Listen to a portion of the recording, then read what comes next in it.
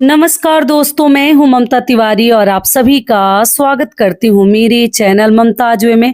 तो चलिए दोस्तों, आज हम इस वीडियो में जानेंगे करवा चौथ पूजा का व्रत का शुभ मुहूर्त क्या है, चंद्रोदय का शुभ मुहूर्त क्या है, कब हमें चंद्रदेव की पूजा करनी है और पूजा में हमें किन किन बातों का ध्यान रखनी है जो आपके द्वारा गलती नहीं होनी चाहिए। जो लोग अधिकतर लोग ये गलती कर जाते हैं, जो आप लोग मत कीजिएगा।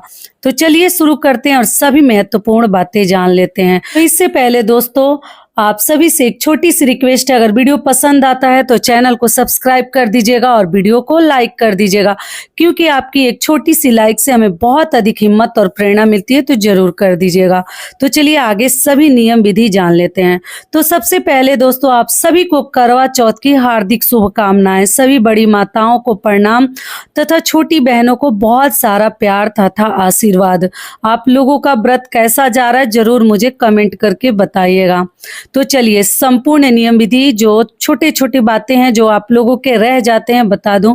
करवा चौथ का पूजा एकदम आसान करने के लिए ऐसे तो मैं हर प्रकार के वीडियोज डाल चुकी हूँ। पति पूजन, करवा चौथ की पूजा कैसे करें और चंद्रमा की पूजा कैसे करें, हर चीज के लिए वीडियो मैं डाल चुकी हूँ। आप लोग चेकआउट कीजिएगा, मासिक धर्म के लिए भी।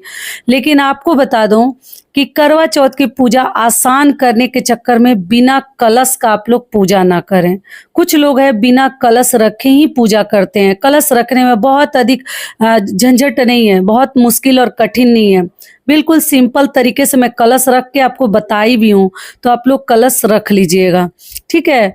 और कलश में हल्दी, सुपारी, एक सिक्का, यही सब तो डालते हैं। आम पल्लू मिल जाता है तो उसको जरूर डाल दीजिए, नहीं मिलता है कोई बात नहीं, जो मिल जाता है जरूर डालकर ही पूजा के मतलब कलश रख के आपको पूजा करनी है। करवा चौथ का इतना बड़ा पूजा बिना कलश रखे आप लोग मत कीजिएगा, आसान विधि के चक्कर में, ठीक है।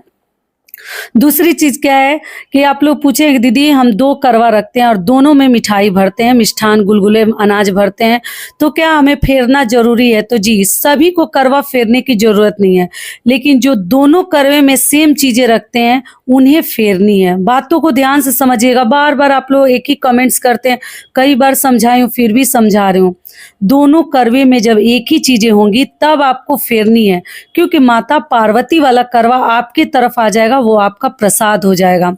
लेकिन वहीं पर अगर एक करवा में आप जल रखी हैं चंद्रदेव को अर्घ देने के लिए और एक करवा में मिष्ठान या अनाज रखी हैं, तब आपको फेरने की जरूरत नहीं है।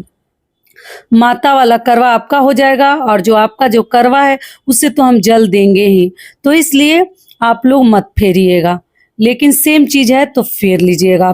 और आप लोग पूछे दीदी करवा क्या क्या करें, तो देखिए अगर आप दोनों में ये सेम चीजें भरी हैं तो बायना के साथ एक करवा जिसका भी आप पांव पूज रही हैं, जिसको भी बायना दे रही हैं उनको दे दीजिएगा।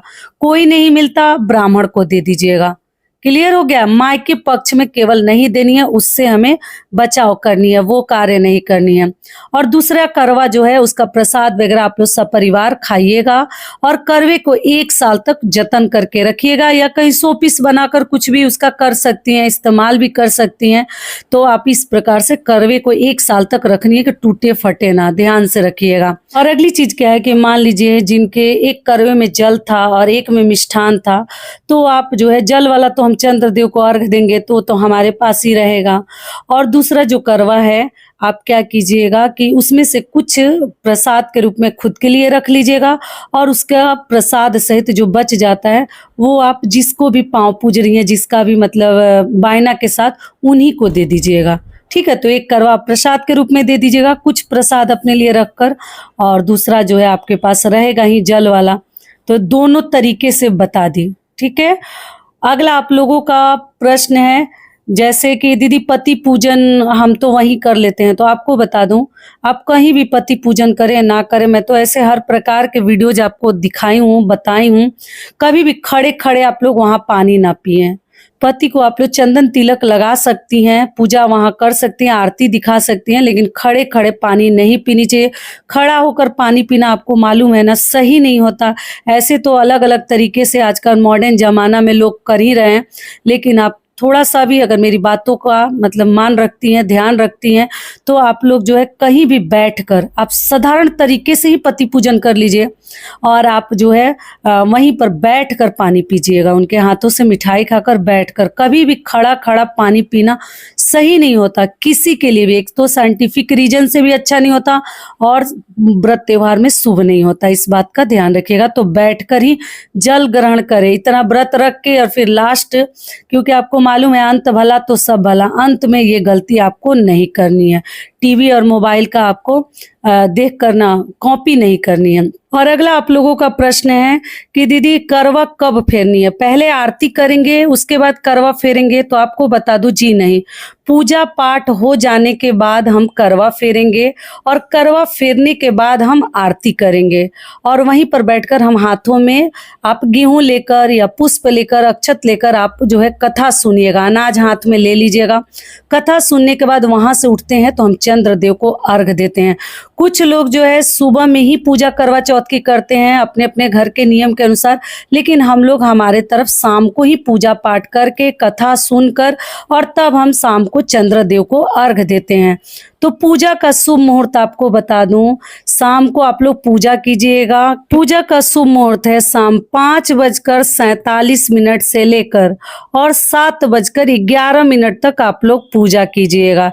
इसी शुभ मुहूर्त में पूजा कीजिएगा, क्योंकि शाम को ही करवा चौथ की पूजा करनी चाहिए। जो लोग पहली बार कर रहे हैं ध्यान से इस बात को समझ लीजिएगा। अब चंद्रोदय का समय आपको बता दूं, तो देखिए ऐसे तो हर राज्य में अलग अलग समय पे चंद्रोदय होता है।